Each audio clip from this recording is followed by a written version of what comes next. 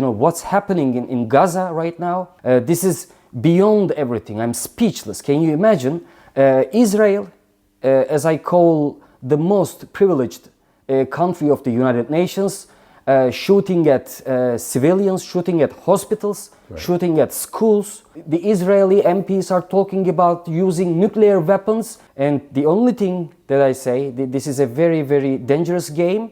And this can bring a broader and devastating war.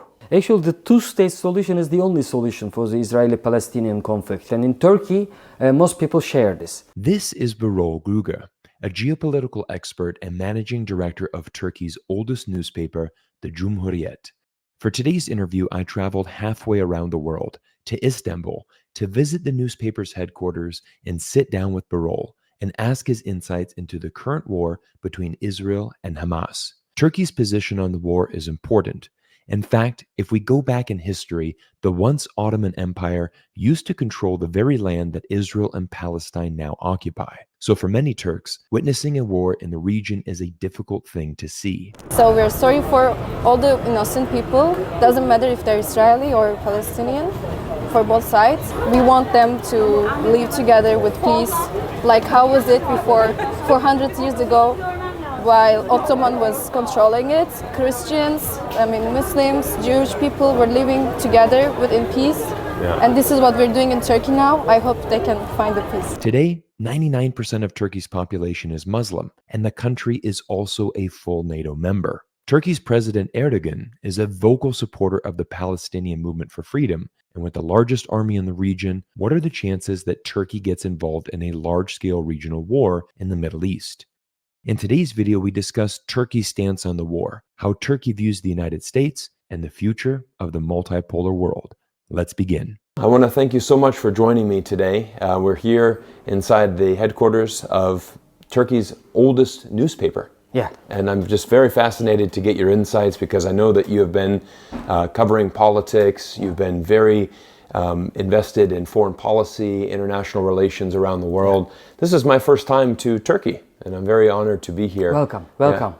Hope to see you next time also. Absolutely. Thank you so much. I want to get your insight into what's going on in this region right now. Because inside the United States, obviously, we're very invested in this conflict between Israel and Palestine. And I'd like to get your view as a Turkish man and someone that is very involved in international relations. What is your opinion on this, and how do you foresee this happening?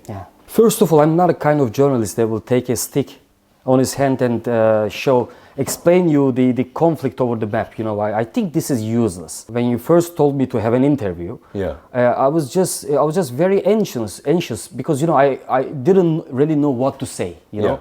Because in my opinion, everything is happening in front of the eyes of the world. What's happening in Gaza right now, this is beyond everything. I'm speechless. Can you imagine Israel, as I call the most privileged country of the United Nations, shooting at civilians, shooting at hospitals, shooting at schools. This is a very, very dangerous game, and this can bring a broader and devastating war. So is that a big concern for Turkey right now, the fact that this could actually lead to a larger regional war? One that, for example, if Iran gets involved in Hezbollah, you've got, let's say that this spills out into a bigger war. How does Turkey, how do they look at that potential risk? In the last couple of years, Turkey has started relations with some old foes like Israel, like Egypt. And diplomatic talks started between those countries, and they were talking about some energy projects, transferring the gas in Eastern Mediterranean to Turkey, to Europe through Turkey. And there were this kind of projects. Turkey was initiating a kind of reconciliation process between the militant Palestinian factions. But suddenly on the 7th of October, a devastating war started. And at the beginning of the crisis, I think, the approach of Turkey was very healthy. Turkey stayed silent at the very early phase. And at the end of the first week, President Erdogan had no harsh statements. But I think Turkey and the whole world hasn't got a guarantee about where Israel will stop. Unfortunately, the irresponsible acts of Netanyahu making it more closer. Right. And you know, there is a Syrian civil war for more than 13 years, right. At the backyard of Turkey. Right. And Turkish army is in Syria right now. That's right. You remember the First World War? Yes. The prince was shut down. That's right. And the war was started. That's right. But actually, the circumstances, the atmosphere, everything was ready. The only thing which is being awaited was the prince to be shut down. That's right. Then it all started. Now the situation is all the same, you know. Right. The economy is very turbulent in all around the world. The inflation is very high. The poor are getting poorer and the rich are getting richer. Right. So everything reminds me the periods before the world wars. Right. I think we are having a similar period right now. With Turkey right now, there's a big issue with refugees. For example, you mentioned a 13-year war in Syria. I think there's a number of millions of refugees, something 5 or 6 million Syrian refugees have already come to Turkey, and that has, I think, caused a lot of problems here, right? I mean, it's very, very hard to absorb 6 million new people. And so I think there's a lot of maybe potential worry as well if there's going to be more and more refugees made, and where would they go? Is that also a concern for Turkey as well? The official figures say there are about 6 or 7 million refugees in Turkey, but the unofficial figures, even they indicate more than 10 million. Wow. Or 12 million even. Right. You know, no country in the world and in this region can carry such a weight. And the things happening around Turkey make us think that there will be more refugees coming due to many problems, primarily the conflicts in the region, also the climate change and other stuff. What's happening around Turkey forces us to think that, you know, maybe somebody just want to push all of those people to Turkey border. Turkey seems like the only relatively stable country in this region. Right. So more and more refugees are coming. And also the policy of the Turkish government at this point, I strongly criticize because, you know, even in Istanbul there are many security problems due to refugees and also economic and financial problems. This is, you know, this is not something we can hear anymore. That's right. So it will become a bigger problem, I think, in the next couple of months, even not years, months for Turkey. Yeah.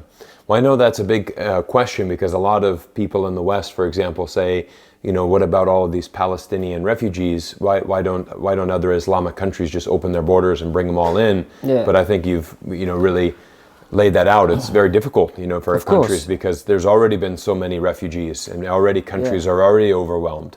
So that is a bigger one.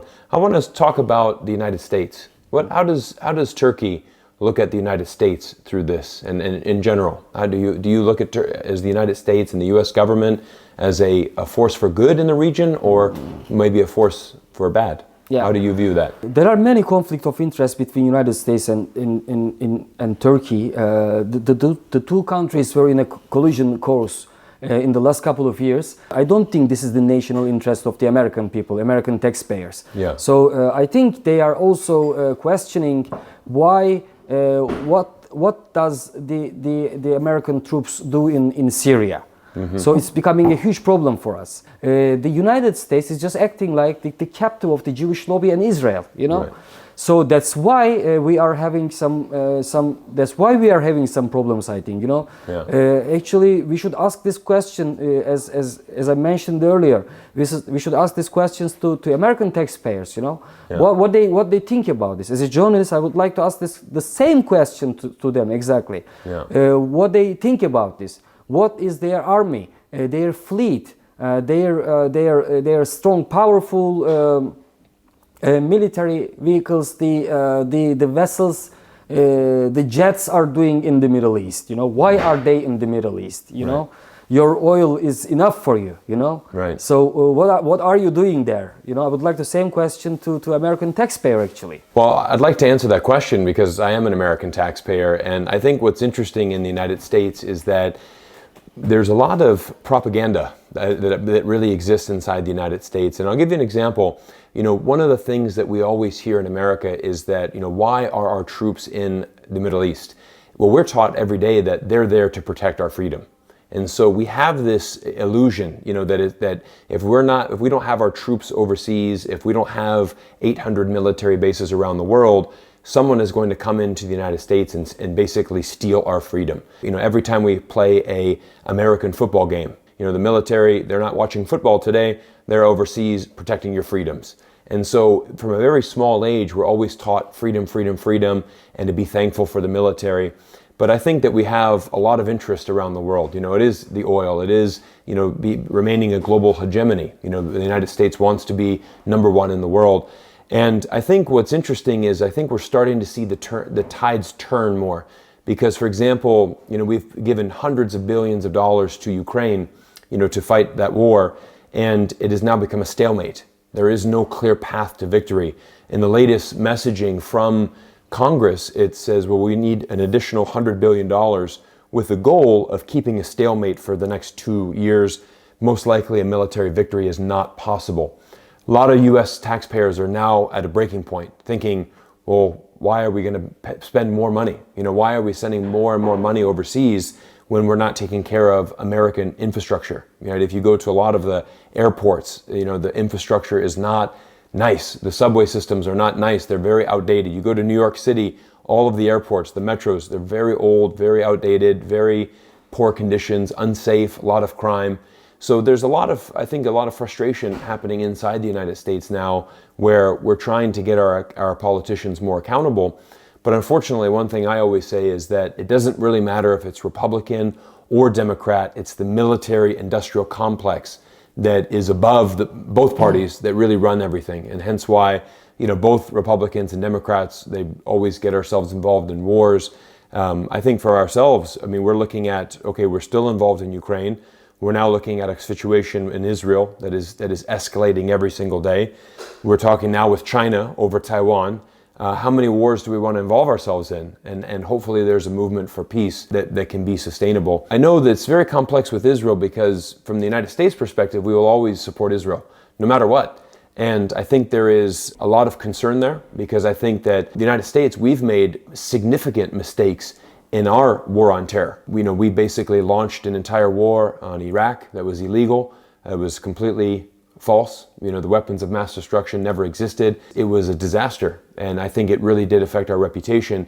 And I think that is one of the dangers that I see for Israel is, yes, the Hamas attack on October 7th was brutal. It was a terrorist attack. I mean, you can't say anything other than definitely, that. Right? Definitely. No word to say about this. No word to say about that. I think we're all in agreement there. What is the appropriate response? What Hamas did in October 7, it is an atrocity. Yes. I condemn it with the strongest and harshest words. Agreed. This just to show our side. Yes. Our side is the side of the humanity. So they were all civilians. In my opinion, the Hamas attack, it was a result. Because, can you imagine, for 16 years, Gaza has been blockaded, and even it's hard to reach, basic humanitarian things in the region. That's right. So for 16 years, and outside the border, there is a life and people just living their lives, Yeah. and no one cares about them. Yeah. So and it happens right now. So before, maybe the international community could have been initiated a peace plan. Right. Maybe Israel could have withdrawn this 1967 borders. Then we couldn't have experienced such worse things. Today in Turkey, unfortunately, we are thinking that the United States and the Western Bloc, they want to create some sort of a terror corridor in the southern borders of Turkey, which will start from the northern Iraq. It started with the first Gulf War, and it will reach up to the eastern Mediterranean. Unfortunately, from my point of view, from here, from Istanbul, Yeah. the Turkish-American relations, I just wanted to draw a bigger picture for you to make it better. The United States should focus on its own country. Then maybe we can have good relations. I definitely firmly believe in that as well. I think every country needs to look in the mirror, make sure that it's improving itself, it's a better version of itself, and especially as the United States being, the world superpower, we have a lot of responsibility. But again, it starts at home, really looking and improving. Going back, I've got one final question, kind of going Please. back to Israel Palestine. What is the view for Turkey and most people here as regarding a two-state solution? Is that really the pathway forward? Is that something that Turkish people would want, is to see as Palestine be established as an independent state and, lead to some peace in the region? Because I know that we're not far from the conflict here in Istanbul. I mean, we're very, very close, and that's why I wanted to come here to Istanbul and have a chance to come somewhat close to the region and start talking to some smarter people and trying to learn more. Thank you very much. Thank you very much. Actually, the two-state solution is the only solution for the Israeli-Palestinian conflict. Yeah. Israel should withdraw the 1967 borders, and this is the only method that can solve the conflict. And in Turkey, most people share this. Yeah. And especially here is an opposition newspaper. Yeah. And we are not looking at the world through the same angles with the Islamists. You know, we have been fighting against them since very long years, since our establishment. Yeah. You know, since before the republic, before the revolution. Right. My newspaper is a newspaper of the revolution, by the way. So our views are different. In my opinion, Jews have right to have a land in the Middle East. Agreed. But not using the methods like stealing the Palestinian lands, you know, not making new settlements, you know. Right. This is increasingly becoming a very big problem for all sides, you know. Agreed. Especially in Turkey, there are currently 40,000 Jews. Unfortunately, the number is very small right now. It's like 100 years ago, or before the establishment of Israel, the numbers were very high. Benjamin Netanyahu, even he is risking the lives of Jews in all around the world. That's right. I've got a Jewish friend a couple of weeks ago. He visited me in this newspaper. We made a newspaper tour with him. He was a very old and very close friend of me. He told me the same thing. He said Netanyahu is just a butcher, you know. He's just a terrorist mind, you know. Yeah. So we can't have a solution with those people. I think they have no idea about what they are doing. Yeah. They have really no idea. They don't know what they are doing. They just feel themselves very, very powerful, very strong, maybe strongest throughout the latest years, and they think that they can do whatever they want. Think about the normalization process. The United Arab Emirates and Saudi Arabia and others, Amman and Turkey, are all having good relationship with Israel. Now the things are quite changing. You know, now look at the Saudi Arabia. Yeah. It was very silent from the beginning, since the beginning of the crisis. Now they started to say something because there is a huge pressure from their public. They are pushing them to say something. Right. Well, our brothers are being killed in Gaza. You will see there is no normalization anymore. Right. It's hard. It's almost impossible because, you know, we are talking about 11,000 Palestinians had been killed. Most of them were children. Yeah. Okay. They shoot at the hospitals. That's right. They shoot at the schools. You know, 7 people died in Paris in Charlie Hebdo shooting. Yeah. 7 people died. Yeah. And many world leaders, they walked together. Protested and other stuff, you know. Right. And now more than 11,000 civilians killed in Gaza. Everybody is just silent, you know. Yeah. It's becoming very meaningless to speak, to tell something about this. We are talking about the multipolarity. You know, I support multipolarity. Yeah. I'm against the American and the Western imperialism, you know. Yes. I'm against the unipolar world. You Yes, know? yes. I support the multipolarity. Yes. But what does multipolarity do with the things in Gaza? Look at China. Look at Russia. They're just making statements. They just issuing statements. They just condemning. You know, but the real thing is action. You know. Right. So we should see something in practice. You know. That's right.